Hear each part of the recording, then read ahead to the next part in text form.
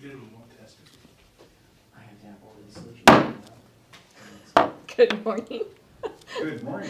I had to wait until they were talking. It's January 31st, and this is our regular meeting for the Board of County Commissioners. Forgot what we were. I'm going to go ahead and call our meeting to order and ask Mark if he would lead us in our pledge. I pledge allegiance to the flag of the United States of America and to the republic for which it stands, one nation, under God, indivisible, with liberty and justice for all. Thank you, Mark. Ask the clerk to please call roll. Commissioner District 1, Randy Netherland. I'm here. Commissioner District 2, Kevin Schutte. Here. Commissioner District 3, Sharon Trask. I'm here. Let's move on to item number 4, correspondence and organizational business. Do we have any correspondence? We do. The Washington State Liquor and Cannabis Board sent in the following: notice of liquor license discontinuation for Westside Pizza, cannabis license change and limited liability members' request for approval for juicer extractions, and license renewal information for both cannabis and liquor licenses. John DeLiva sent in an application for the Lodging Tax Advisory Committee. The City of Shelton sent in a notice of intent to pave and a notice of public hearing to consider the annexation of approximately 370 acres of neighborhood residential zone land into Shelton city limits. And Patricia Grover sent in an email asking the commissioners to reconsider the letter of opposition to the Board of Natural Resources commenting on Local Department of Natural Resources Trust Lands Carbon Project Program. All right, thank you. Moving on to item number 5, open forum for citizens input. This is the time we give citizens opportunity to speak to the commission about items that are not on the action agenda. 3 minutes per person, 15-minute time total. Do we have anyone in the room? No. No. How about in our Zoom room? Is there anyone that would like to speak to the commission today? All right. Seeing none, let's move on to item number 6. Adoption of the agenda. Madam Chair, I move for adoption of today's agenda as presented. Second. We have a motion and a second to adopt the agenda as presented. I'll call for the vote. All in favor signify by saying aye. Aye. Aye. Any opposed? All right, perfect. Motion passes. Moving on to item number 7, approval of minutes. Looks like we have no minutes to approve. So let's move on to item number 8, approval of our action agenda. Commissioners will read through the action agenda. Items can be removed for separate vote or for discussion.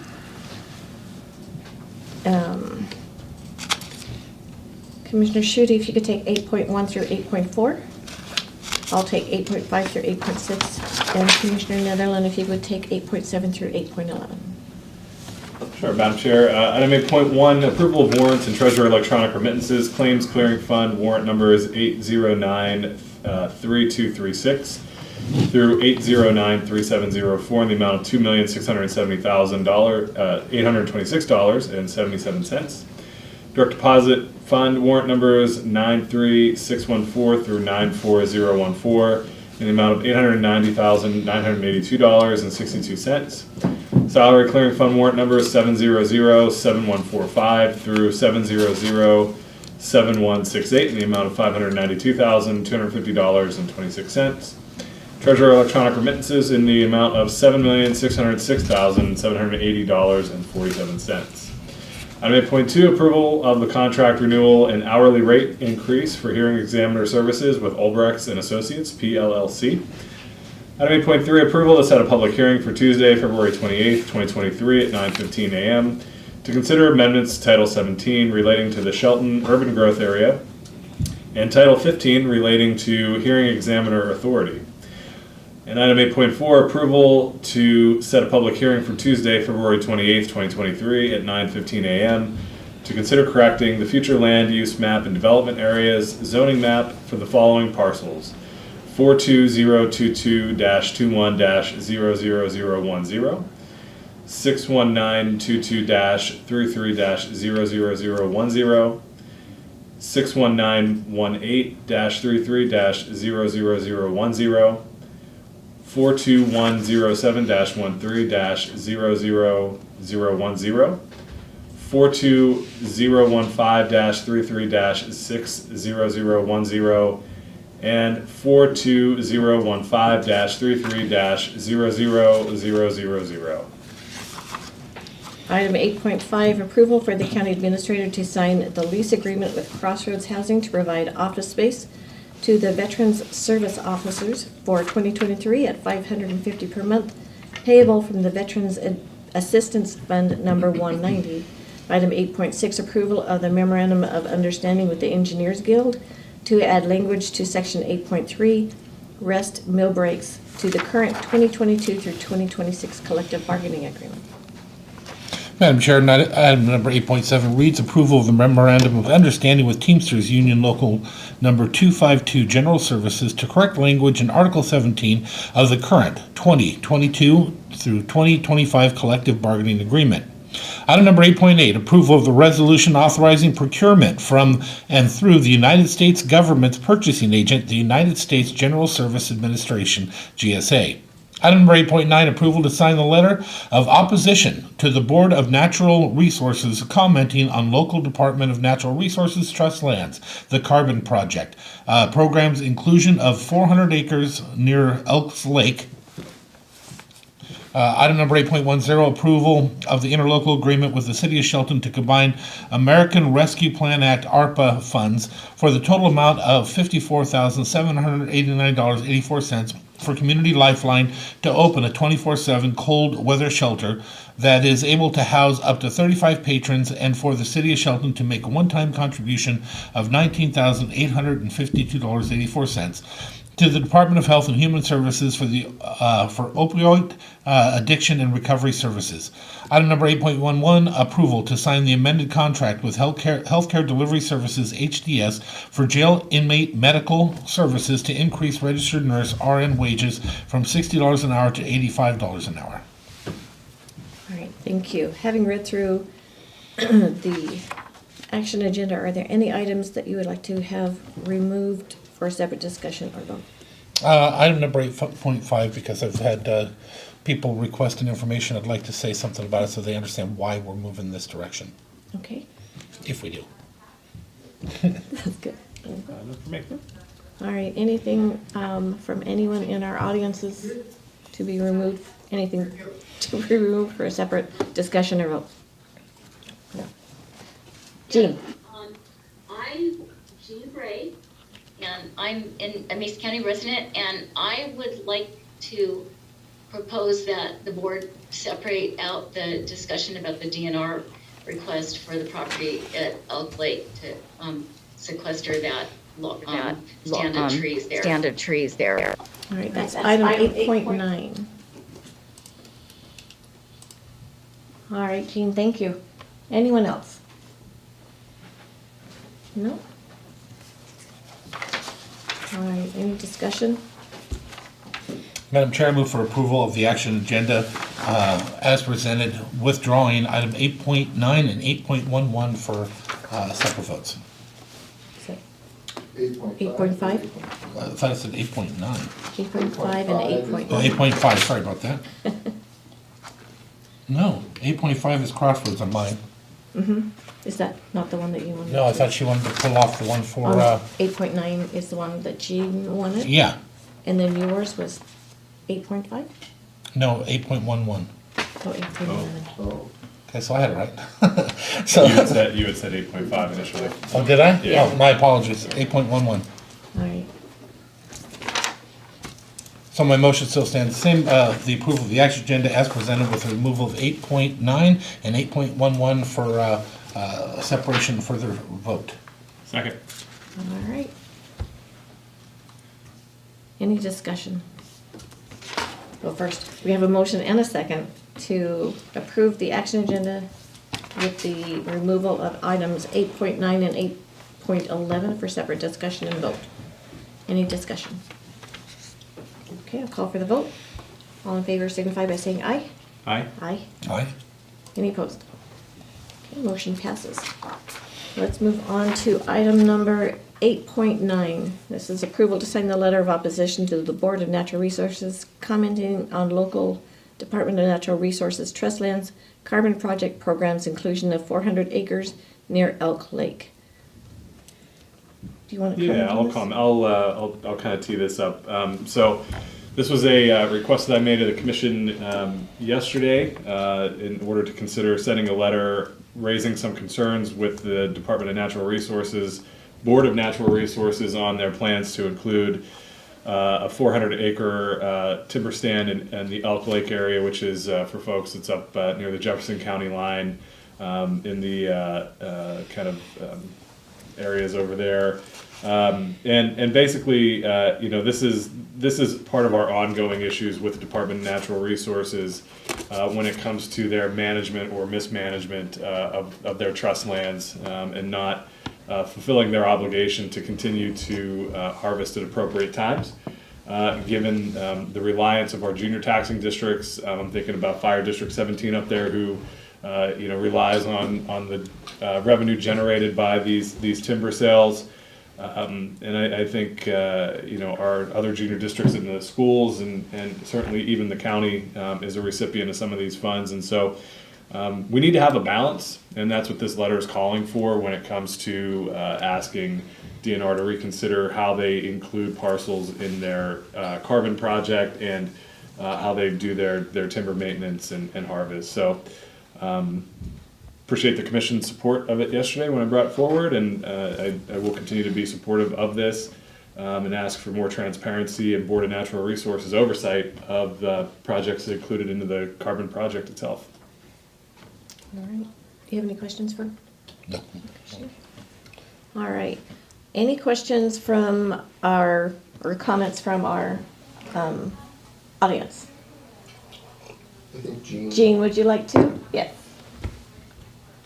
Okay, I missed yesterday's proceedings, but may I say that I'm trying to take my hand down too. Oh, you're good. Okay, no, I was successful in taking it down, and That's now I okay. need It'll to- go away. no, I haven't figured it out. Anyway, oh no, no, I didn't mean to. I've never seen that one. That's good. Or together. Two hands up. I'm Yeah. Jean Bray. I'm a Mason County resident, and I just saw this today that you had written this note to DNR, and I just wanted to say that over a period of, say, 3 years, I've listened to a considerable amount of Board of Natural Resources meetings. I haven't been doing it recently, real recently, but they were allowing lots of time for public comment at Board of Natural Resources meetings. The point that they would go excessively, like hours of public comment about the model that the state's using for cutting, because 45 years ago at the University of Washington, they were teaching us in some of the classwork and interdisciplinary classwork that select cutting was better than clear cutting, and the DNR wasn't necessarily following that or allowing the best forest practices. So this model is something that has been presented before the board to rein in some stands of trees and do some kind of modification of the cutting that has been done. And I just wondered how much the county gave the DNR the benefit of the doubt, or if you all ever listen in to the DNR board meetings.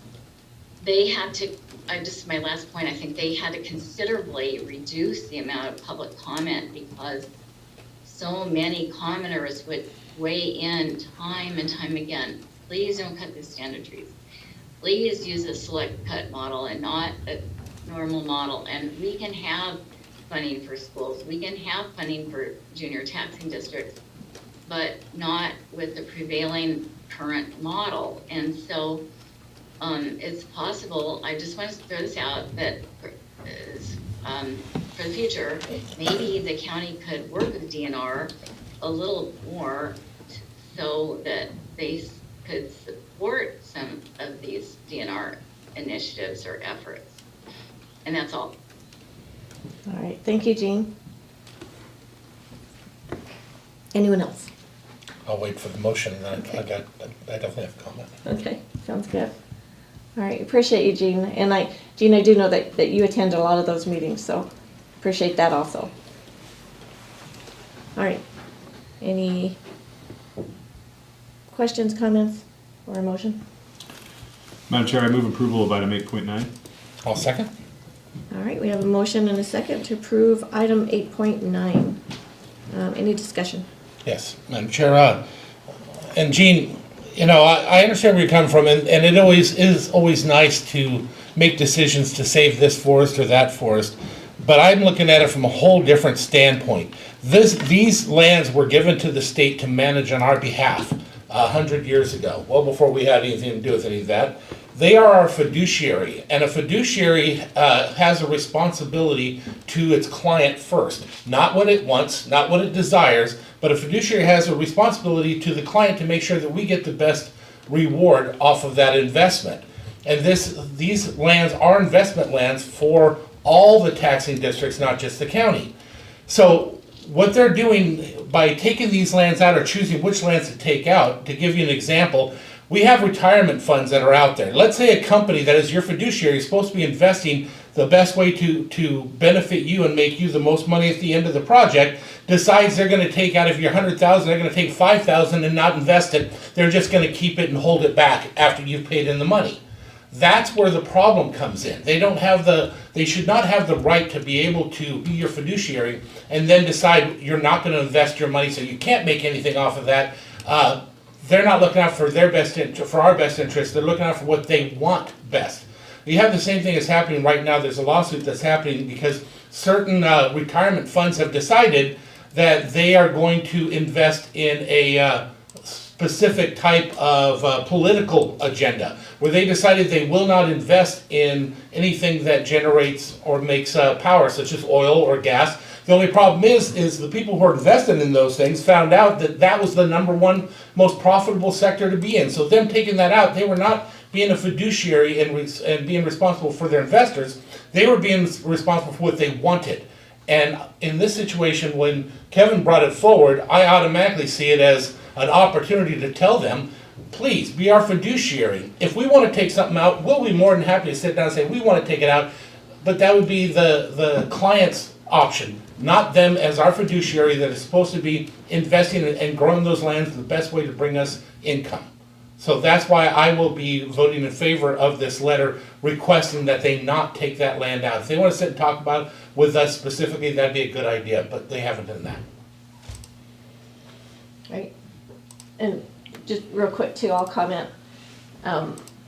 We're part of Washington State Association of Counties, and we go before many people, DNR's one of them, and ask them to consider the local government and to ask for our input before before decisions are made that are not reversible. And either cutting down or deciding that this property is to be put in for carbon, or honestly any other project. It would be nice to have DNR come and talk to the counties, to the local governments too. So that's why I supported this letter, 100%. Anything else? Nope. Okay, thank you. All right, I'm going to go ahead and call for the vote then. All those in favor signify by saying aye. Aye. Aye. Any opposed? Motion passes. All right, let's move on to item 8.11. Approval to sign the amended contract with, Healthcare Delivery Services for jail inmate medical services to increase registered nurse wages from $60 an hour to $85 an hour. And do we have anyone here? Mark, could you address this one? I can try to, absolutely. So just from memory here, our provider, the healthcare delivery services, came to administration of the jail and was concerned about their ability to attract nurses to come in and provide services to our inmates because they were only paying $60 an hour. And so they asked to increase the cost of what they would get reimbursed for. Now they have a contract with the county to provide these services through the end of 2023. So they are obligated to provide those services through the end of 2023.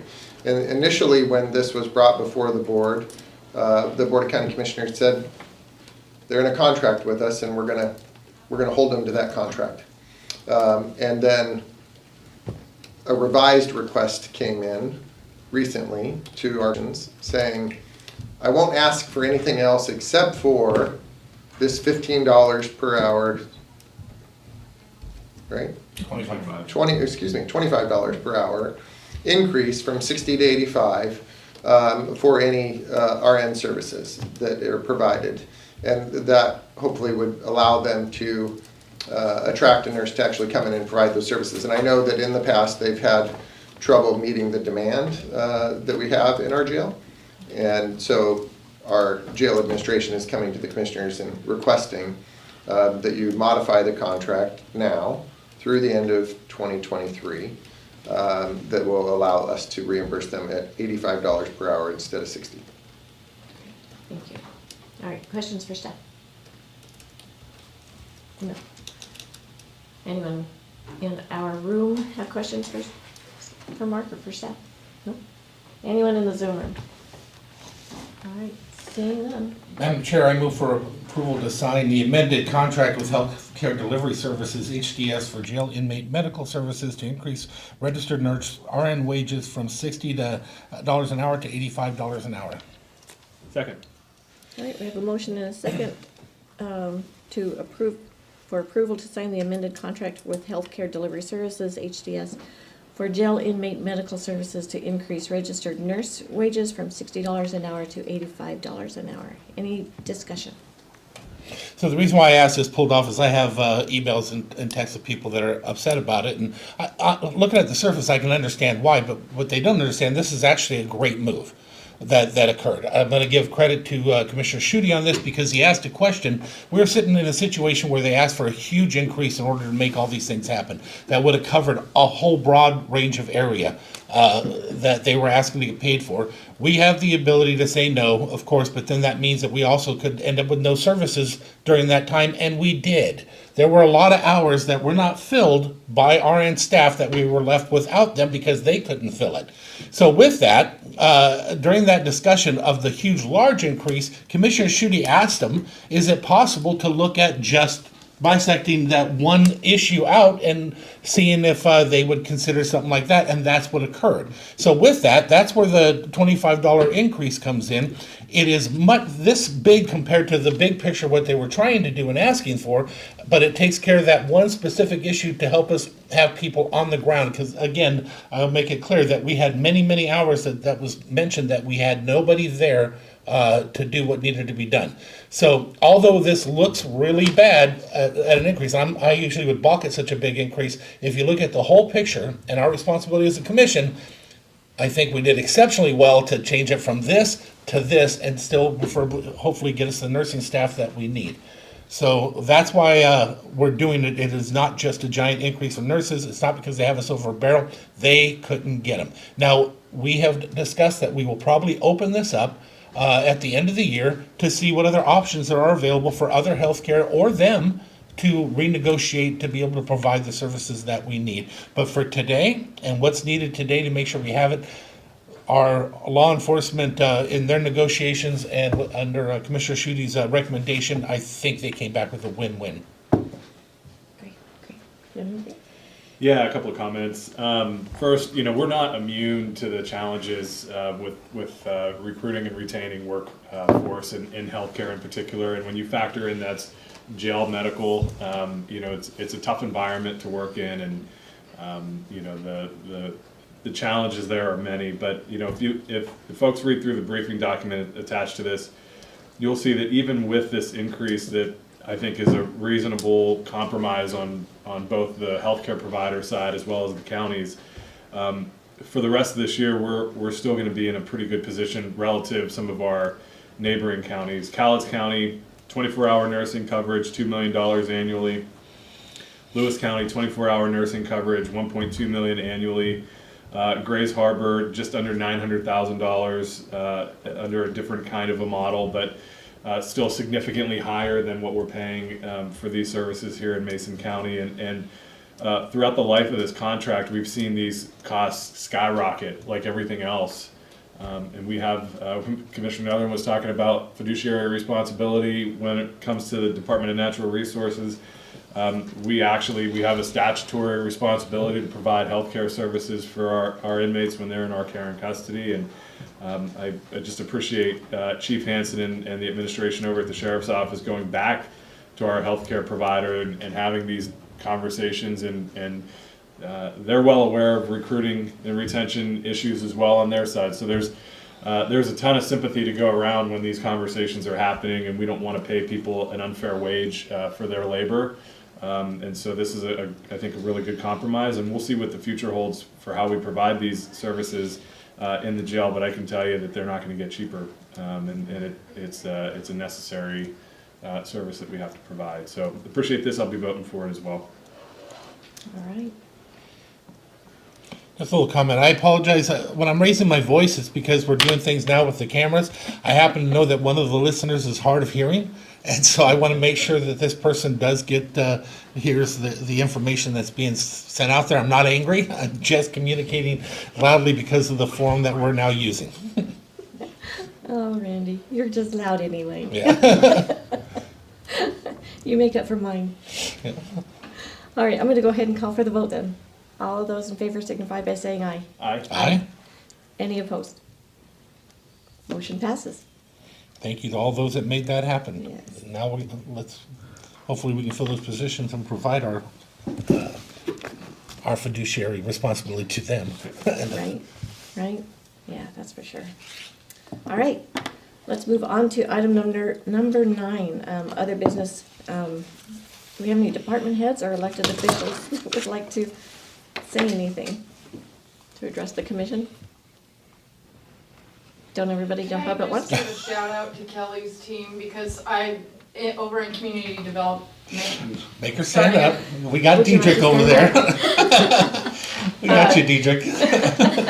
Starting at the end of 2022 in community development, preparing for our scanning project. Thank you, commissioners, for funding us. We've been getting rid of a lot of paper. We also had to make space for 2 new people, and we didn't really have room. So we've been relying on Kelly's team to help us move around, and they've been awesome. And they were here again this morning, and he has a great team, and I just enjoy all 5 of his folks. Jeff, Brad, Jesse, Eddie, and Doug. So, did I get them all? They're just fun to work with, and it's really cool having them come over, and they get to see all the change that's With happening. us getting And I rid of, apologize to Dave's team, who hears us running around and dropping bags of paper. with us getting rid of papers, are they becoming safer downstairs? Yeah, Because if yeah. anybody's ever walked Matter of fact, around up there, Today we're getting rid of 2 Yeah. full file. We emptied 2 of our good file cabinets, and they're going to be loaded up with file case manager stuff, so that old cabinets could be taken away later today. yeah, the public would have no idea how much weight was up there around those walls. I was afraid to walk around in there, that I was going to have that last straw that would bring me through. But other than that, I'm glad that we're finally changing that. Yeah, so it's I've been photo documenting, and so by the end of the year, maybe I'll have a little presentation, and we'll do that until we run out of funds for scanning. Right. Awesome. That's good news. Anyone else? Dave, you want to talk about the paper falling down on top of your head? Yeah, well,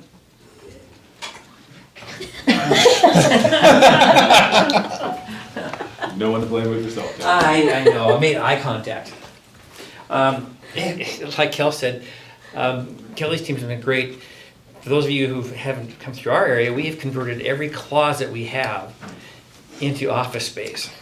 So we got rid of a ton of stuff, and like I said, we converted our offices into just the minimum space that we need. So we're all kind of at the place of, if we grow, where do we go? So that's part of our strategic planning process, is to start thinking that piece through. So. Good. We have Kelly can anyone- build it. Just 4 more floors straight up. Yeah. Do we have anyone else that would like to address the commission? Yes. Just a quick reminder, at 10 o'clock today, we actually have an elected official and department head meeting with the board, kind of introducing some of our newly elected officials and going over some general processes and resources that are available to all of our offices and departments within the county. So that'll be from 10 to noon today. Great. All right. We have no public hearings scheduled for today. So we'll move on to item number 11, board calendars and reports. Commissioner Schutte, if you'd go first, Commissioner Netherland, and then I will follow. Yeah, absolutely. Thanks, Madam Chair. As Mark mentioned, we have our elected officials and department head meeting after this. It'll be good to get everybody back together. It's been a little while, and we have some new faces, so looking forward to that. Going forward, the rest of this week, have a ribbon cutting at Community Lifeline to celebrate their Recovery Cafe opening.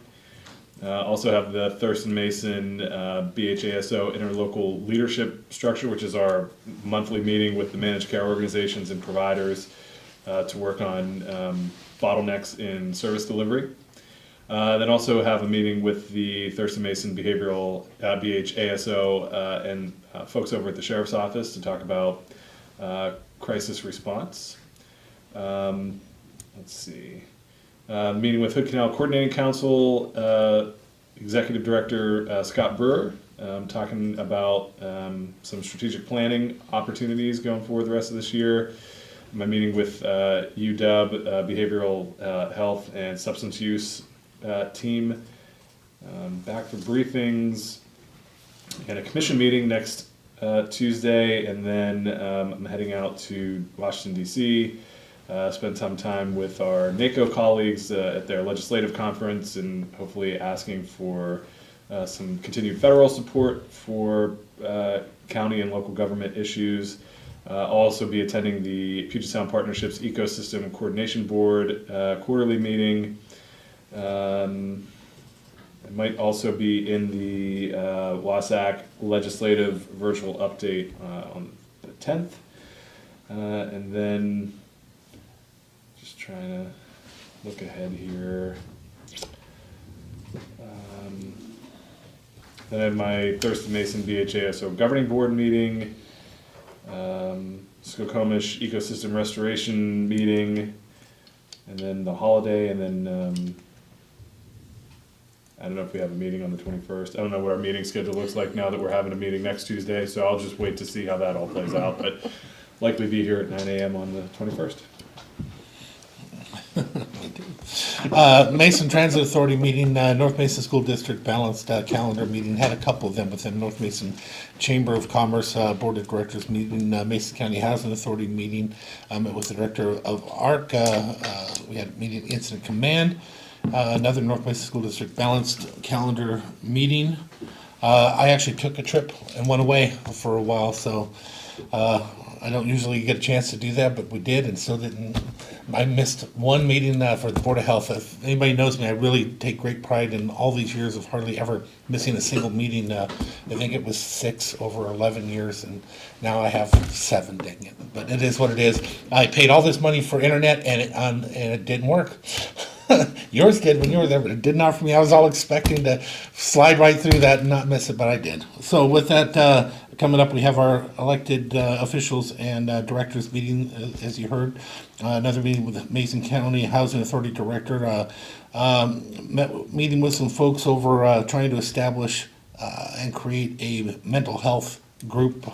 Peninsula Regional Transportation Organization meeting. Meeting with a healthcare provider to have some discussions in regards to jails and perhaps some of the service they may be able to provide for that, as well as I'm hoping our law enforcement. I attended a meeting a while back where one of our local law enforcement our counties provides mental health free unrecorded so that any officer can walk in, walk out, and get the services, stuff they need immediately.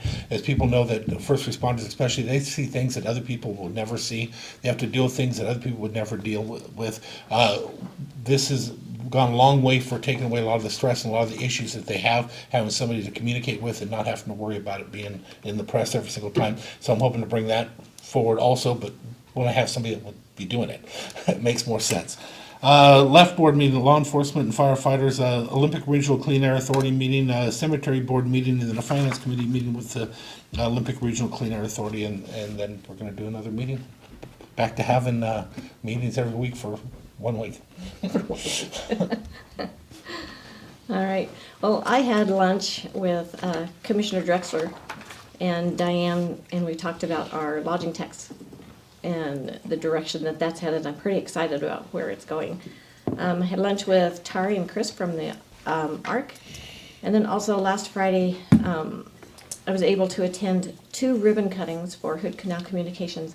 They were able to get money from the Public Works Board, which I'm a member of, and then also from the county to help people get more broadband, or get broadband. And there's so many people out there that have no access, and sometimes I'm one of those. It's difficult. And so I was really depressed about last weekend and the Niners losing. Today we have the elected and directors meeting.